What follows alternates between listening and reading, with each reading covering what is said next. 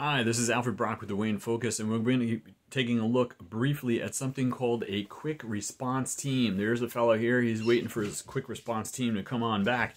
And what happens is when someone overdoses or has difficulty, severe difficulty with drugs that involves police or emergency personnel, what can happen in a location that has a quick response team is that within 72 hours after the incident, whether it was an overdose or any other incident, the quick response team comes to the person's home to talk to them and let them know that they're being cared for. See, it's not too late. It's never too late for a comeback. And what does that mean? So if someone that you know, in this case, or the individual recently survived an overdose or are in danger of suffering an overdose, all the folks need to do is call, this is for Michigan right now, 877-890-1777. in participating locations. I'm letting you know about this because if you don't have it in your location, it might be a good thing to think about to have comeback teams in your area. And I'm going to tell you why in just a few minutes.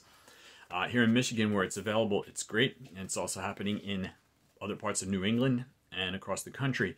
Now, the quick response teams offer post-overdose wellness visits with survivors and family. What is that? Well, in some cases, a police officer, a social worker, a emergency care person, maybe someone from the fire department, and maybe somebody from in this case, Families Against Narcotics or some other organization, shows up at the house and says, hey, we heard you have a problem the other day.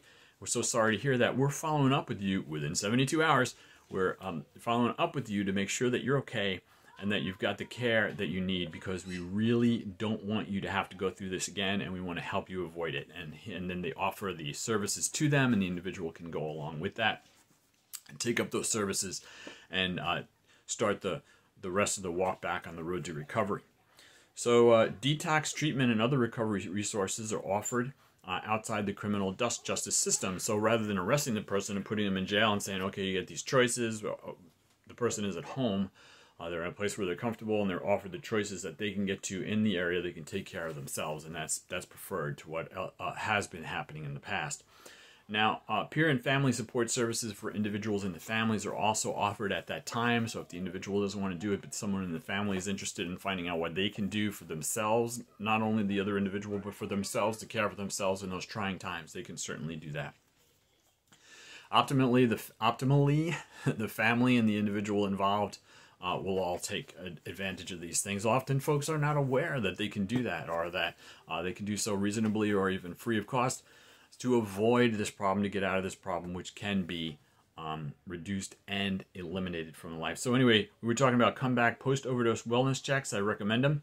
If you want to learn more about it online, you can go to www.comebackqrt.com. That's comebackqrt.com. It says it right down here. Let's see if we get it zoomed. There we go.